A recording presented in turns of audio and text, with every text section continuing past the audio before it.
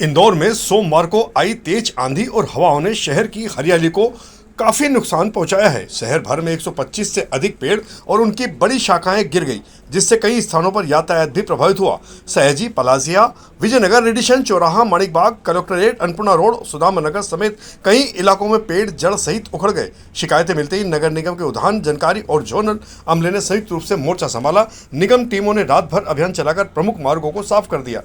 नगर निगम ने क्या अपनी पूरी स्ट्रेटेजी बनाई, कितने पेड़ों की छटाई कटेगी और कितने गिरे थे, क्या पूरा आंकड़ा है? करीब 150 के आसपास कई डगालें गिरी हुई हैं या पेड़ गिरे हुए हैं और कुछ ऐसे हैं जहाँ गाड़ियाँ भी दब गई हैं। तो जनहानि तो कुछ भी नहीं हुई है और कल ही सबको हटा के एक तरफ कर दिया गया था। आज उसकी लकड़ी जो है उठा के हटाई जा रही है। सर, मौसम भी उस तरह का है, क्या पूरी तैयारियाँ? इंदौर नगर निगम की मंगलवार को आयोजित जन सुनवाई में शहर भर से बड़ी संख्या में नागरिक अपनी समस्या लेकर पहुंचे। इस दौरान 40 से अधिक शिकायतें दर्ज की गई। निगम आयुक्त की अनुपस्थिति में अपर आयुक्त आकाश सिंह ने अधिकारियों के साथ मिलकर आवेदनों की सुनवाई की। जल प्रदाय, सफाई, सीवरेज, अतिक्रमण, राजस्व और अधूरे विकास कार्यों से जुड़े मामले इस बार भी प्रमुख रहे। कई नागरिकों ने लंबे समय से लंबित समस्याओं पर नाराजगी भी जताई। उनका कहना था कि वे पिछली कई सुनवाई से यहाँ आ रहे हैं, लेकिन अब तक उनकी सुनवाई नहीं हो पाई। देखिए, लगभग आज 40 मामले आज की जनसुनवाई में हमको प्राप्त हुए हैं। ये अलग अलग डिपार्टमेंट से, जैसे संपत्ति कर, जल कर, हमारे मास्टर प्लान की रोड को लेके, रोड पे जो है अतिक्रमण होते हैं उस चीज़ को लेके, इस तरह के अलग अलग आवेदन हमको प्राप्त हुए हैं आज। इनको सभी अधिकारियों को निर्देशित किया है कि इनका त्वरित निराकरण किया जाए। इंदौर में इसी माह होने वाली ब्रिक्स देशों के कृषि मंत्रियों की बैठक की तैयारियां अंतिम चरण में पहुंच गई है। नगर निगम शहर को अंतर्राष्ट्रीय आयोजन के अनुरूप सजाने और व्यवस्था सुदृढ़ करने में जुटा है। महापौर पुष्पित भार्गव ने कहा कि यह आयोजन इंदौर और देश दोनों के लिए गौरव का विषय है। एयरपोर्ट आयोजन स्थल और प्रमुख मार्गों पर सौंदर्यीकरण व साफ सफाई का कार्य तेजी से चल रहा है। बैठक में खाद्य सुरक्षा, जलवायु परिवर्तन, किसानों के कल्याण, कृषि व्यापार, डिजिटल खेती जैसे महत्वपूर्ण विषयों पर चर्चा होगी। विदेशी मेहमानों के स्वागत के लिए विशेष तैयारियां की जा रही है। देखिए, इंदौर की छवि और इंदौर का मॉडल देश भर में फॉलो किया जा रहा है। देश के प्रधानमंत्री नरेंद्र मोदी जी ने G20 की चेयरमैनशिप में जो इंदौर में कई सारी G20 की मीटिंग्स कराई थी और देश की ब्रांडिंग पूरी दुनिया में एक अलग डेवलप्ड नेशन के रूप में करने का काम किया था। और ब्रिक्स नेशंस की एग्रीकल्चर सेक्टर की मीटिंग इंदौर में हो रही है, तो ये हमारे लिए स्वागत की बात है। मैं ब्रिक्स नेशंस के सारे डेलीगेट्स का अपनी ओर से स्वागत करता हूँ और निश्चित तौर पर दुनिया में कृषि सुधार, कृषि किसान के फ़ायदे की हो, ऑर्गेनिक खेती को बढ़ावा मिले और एग्रीकल्चर में इंटरनेशनल एक्सपोर्ट इंपोर्ट के भी कई विषयों पर चर्चा होगी, जो भारत के साथ साथ ब्रिक्स नेशंस के लिए भी एक अलग प्लेटफॉर्म क्रिएट करेगी। और ये मीटिंग इंदौर में हो रही है, उसके लिए मैं उनका स्वागत करता हूं। और उस दृष्टि से पूरे इंदौर प्रशासन की, नगर निगम की तैयारियां बहुत ज़ोरों पर है। जहां मीटिंग होनी है वहां भी, और 3-4 दिन वो यहाँ रुकेंगे, तो उस दृष्टि से इंदौर का भ्रमण और इंदौर में इंदौर की संस्कृति से उनको परिचय कराने का काम भी हम करेंगे। पश्चिम रेलवे रतलाम मंडल ने माल परिवहन क्षेत्र के मामले में एक बार फिर कीर्तिमान स्थापित किया है। मंडल ने एक ही दिन में सर्वाधिक 66 क्रेक ट्रेनों का सफल संचालन कर रिकॉर्ड कायम किया। इसके साथ ही 54.1% क्रेक रेशियो हासिल कर अब तक का सर्वश्रेष्ठ प्रदर्शन किया है। रेलवे अधिकारियों के अनुसार इस उपलब्धि में वाणिज्यिक, सिग्नल एवं दूरसंचार, संरक्षा, सुरक्षा, यांत्रिकी और इंजीनियरिंग विभागों के बेहतर समन्वय की महत्वपूर्ण भूमिका रही है। ये क्रेक ट्रेन मालगाड़ियों का एक रूप होता है, जिसमें जब मालगाड़ियाँ एक जगह से चलती है तो उसको एक किसी भी एक क्रू चेंजिंग पॉइंट या क्रू लॉबी को बाईपास करना रहता है। यदि वो एक क्रू लॉबी को बाईपास करता है, इसका मतलब है कि आपका एक क्रू सेट पूरी तरह से ड्राइवर, गार्ड और जो सहायक ड्राइवर होते हैं उनका एक सेट बच जाता है। तो क्रैक रेक का मेन उद्देश्य यही होता है कि अपने स्टाफ की बचत, अपने कर्मियों की बचत, समय की बचत, ये सारी चीज़ें हैं। इसको लेकर कोई विशेष इंदौर के छोटा बांगरदा स्थित रूपनगर कॉलोनी में पेयजल संकट को लेकर रहवासियों का आक्रोश सामने आया। इस समस्या के समाधान की मांग को लेकर क्षेत्रवासियों ने जन सुनवाई में ज्ञापन सौंपा है। रहवासियों का कहना है कि कुछ महीने पहले कराए गए बोरवेल में पर्याप्त पानी उपलब्ध है, लेकिन अब तक घरों को कनेक्शन नहीं दिए गए। कई बार शिकायत करने के बावजूद समस्या जस की तस बनी हुई है। लोगों ने नई पाइपलाइन या वैकल्पिक जल व्यवस्था की मांग की है। अधिकारियों ने रहवासियों से मुलाकात कर अगले 2 दिनों में आवश्यक कार्रवाई कर समस्या का समाधान करने का आश्वासन दिया है। कलेक्टर जन सुनवाई में आए थे सब महिलाओं के साथ, क्या वजह थी? वजह ये है सब पानी को लेकर। वार्ड क्रमांक 16 के सभी रहवासी है छोटा बांगरदा रूपनगर के, यहाँ पानी की समस्या है। एक बोरिंग पिछली बार हुआ था 2-3 महीने पहले, वहाँ पे पानी अच्छा है लेकिन वहाँ पे कनेक्शन नहीं दे रहे हैं। वहाँ पे कई लोग बोल रहे हैं कि हमको पैसे दो। इसी आधार पर मुकेश धारकर जी जो पार्षद पति जी है, उन्होंने कहा था कि आप कलेक्टर महोदय साहब को ज्ञापन दे दो, या तो हम लाइन बिछवा देंगे या हम बोरिंग करवा देंगे। तो उसी विषय पे हम आज यहाँ पर ज्ञापन देने आए थे सभी रहवासी का। क्या हुआ आज सुबह का आप यहाँ पे क्या? अधिकारी साहब से मिले हैं, उन्होंने आश्वासन दिया है कि आपको 2 दिन में समस्या का समाधान कर। पानी नहीं मिल रहा हमको, पानी के लिए बहुत परेशान हो रहे। जहाँ बोरिंग है वो पानी नहीं दे रहे और पैसे मांगते हैं, बोले हम नहीं देंगे, बोले हमने भाग दौड़ करी और हम परेशान हो रहे गली के। अब हम कहाँ जाएं फिर? और वोट की टाइम पे सब वोट लेने आते तो व्यवस्था नहीं करे गली वाला, हम तो परेशान हो रहे ना। कहाँ के रहवासी? रूपनगर छोटा बांगरदा।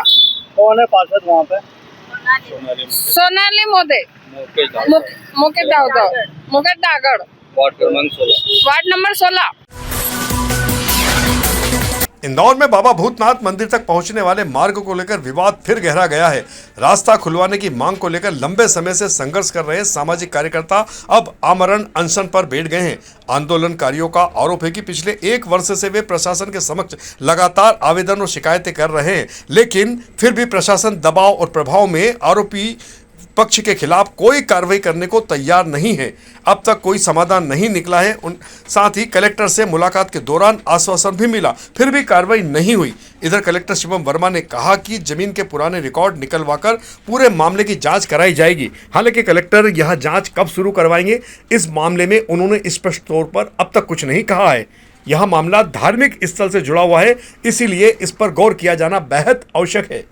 ये बाबा भूतनाथ के मंदिर का रास्ता बने विगत 1 साल से, उसके लिए हम संघर्ष कर रहे हैं। सब जगह जांच के आवेदन निवेदन सब हुए, पर अभी तक कहीं से कोई कार्रवाई नहीं हुई। आज से 20 दिन पहले भी हम कलेक्टर साहब से मिले थे, उन्होंने आश्वस्त करा था कि हम रास्ता खोल देंगे, पर अभी तक उस पर भी कोई कार्य नहीं हुई है। अब जब तक रास्ता नहीं खुलेगा अमरण अनशन पे बैठे हम, उठने वाले नहीं है। इसके संदर्भ में हम लोगों ने एक जानतल बना दिया है अभी, और हम इनका पूरा परीक्षण करा रहे हैं कि ये जो भूमि है वो मतलब किस प्रकार से कब कहाँ रही, कौन सी हुई, और शीघ्र ही इसका मौके पर सत्यापन भी किया जाएगा। तो हमारा प्रयास है कि सभी दस्तावेजों के साथ जो जांच दल है वो जांच दल जब अपनी रिपोर्ट पेश करेगा उस पर जो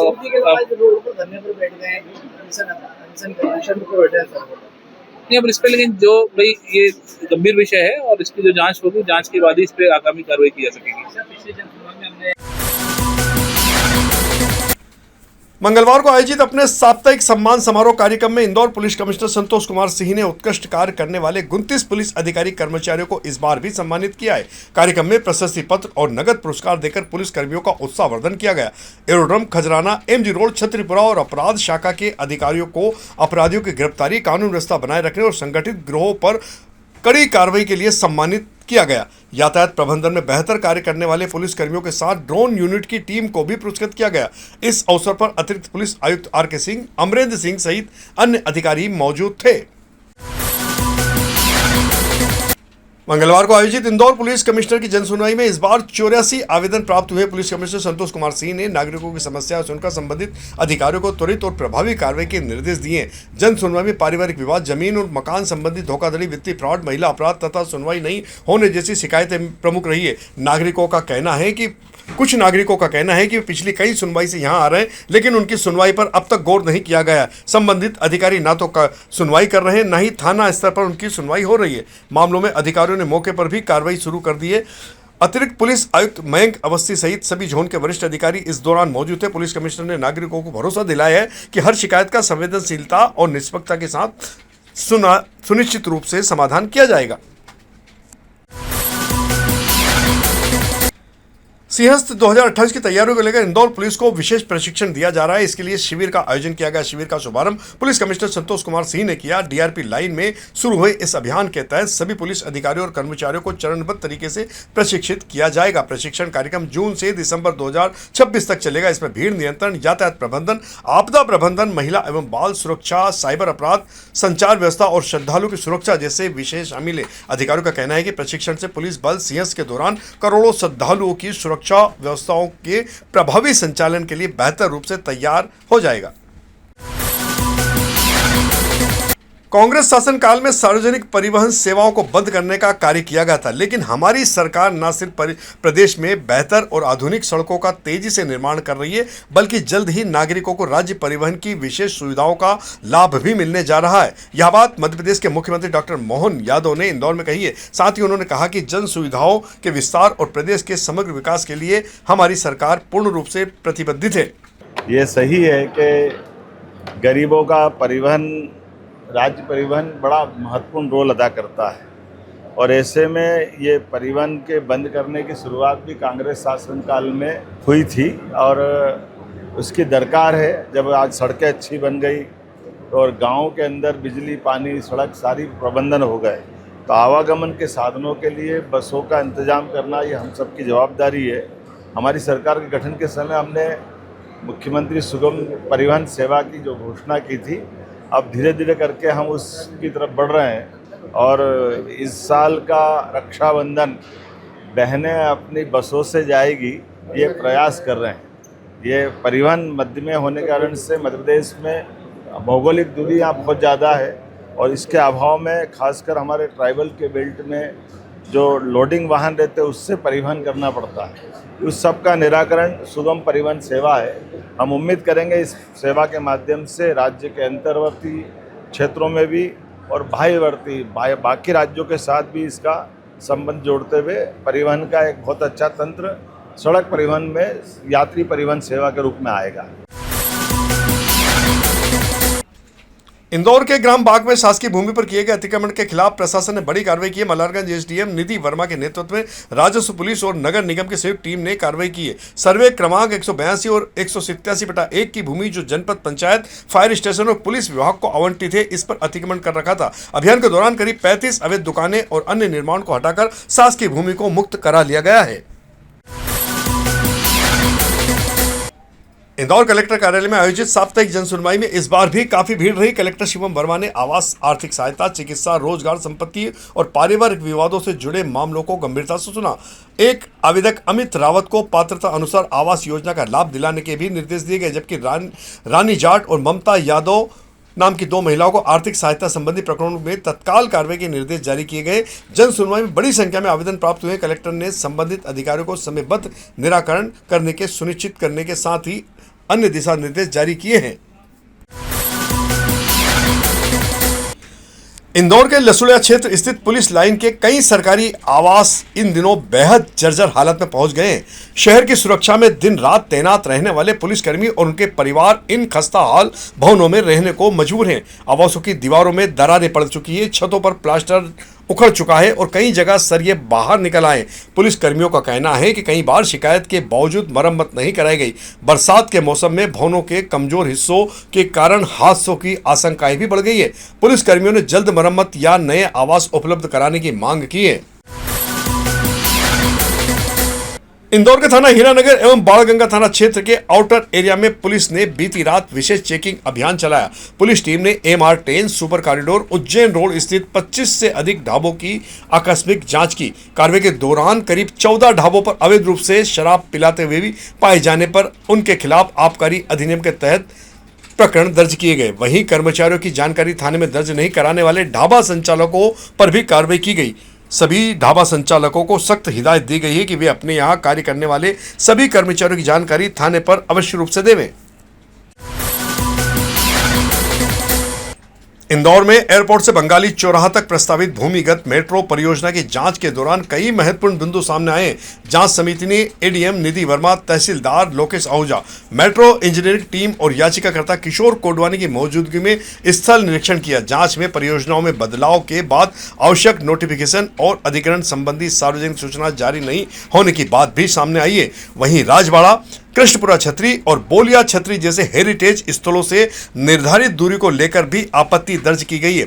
मामले में पुरातत्व विभाग से अभिमत मांगा गया है। 4 जून को जिला दंडाधिकारी के समक्ष एक बार फिर सुनवाई होगी। और अंत में कार्टून झूठ ना बोले। आइए अब खबरों के साथ कुछ मनोरंजनपूर्ण जानकारी भी हो जाए। हमारे लोकप्रिय सान दैनिक समाचार पत्र के दैनिक दोपहर के कार्टूनिस्ट जयंत लाखे के द्वारा ताजा हालात पर कार्टून के माध्यम से कुछ संदेश दिया गया, जिसे आप स्वयं देखें। तो यह थी हमारी आज की प्रमुख खबरें। खबरों का सिलसिला आगे भी जारी रहेगा। इंदौर से जुड़ी ताजा और महत्वपूर्ण जानकारियों के लिए आप हमारे दोपहर न्यूज चैनल से लगातार जुड़े रहने के लिए सबसे पहले इसे सब्सक्राइब करें। यदि आपके पास भी कोई महत्वपूर्ण खबर या जानकारी हो तो आप दोपहर न्यूज चैनल पर दिए गए नंबर के माध्यम से संपर्क कर सकते हैं। धन्यवाद।